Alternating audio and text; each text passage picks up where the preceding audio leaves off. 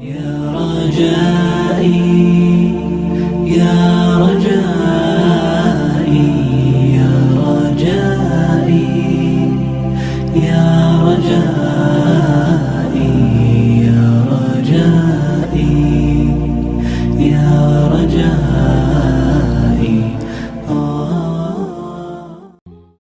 وتحبون المال حبا جما. You're clinging on. We're clinging on to rubbish.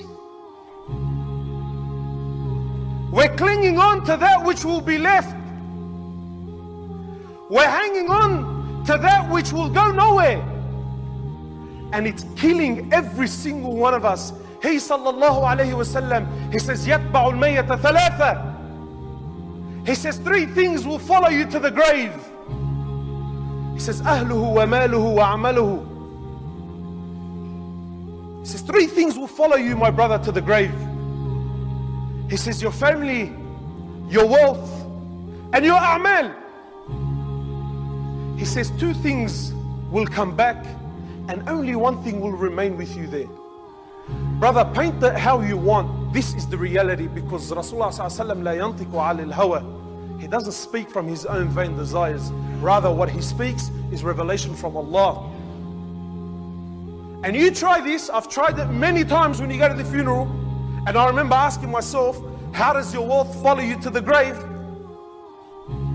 So I remember one time, someone in the area, no need to mention names, some big timer, was shot.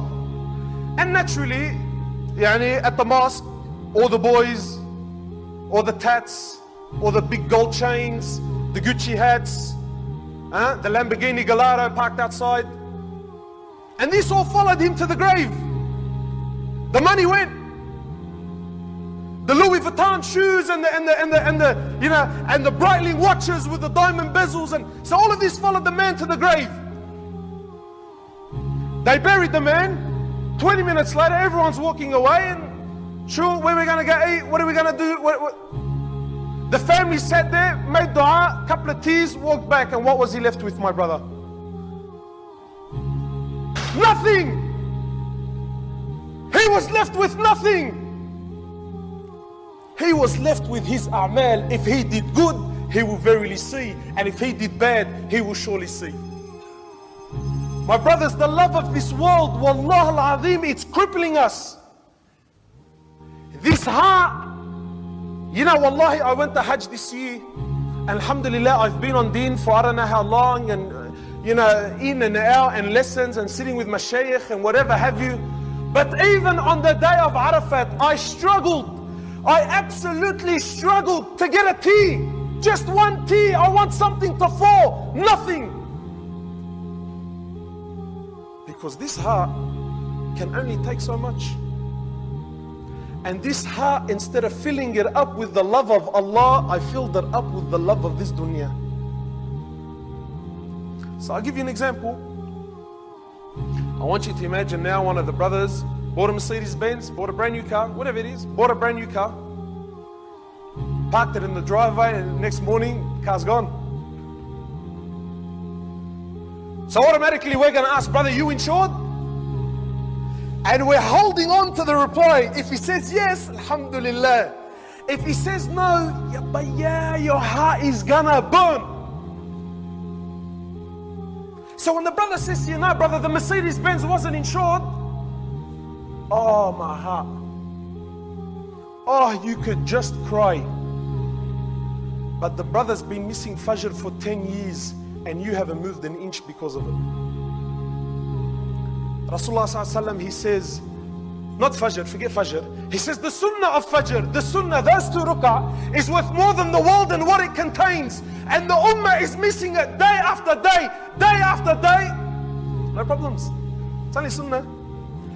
But if a piece of metal wrapped around some fancy leather, if that was to be taken away from the man, that hurts.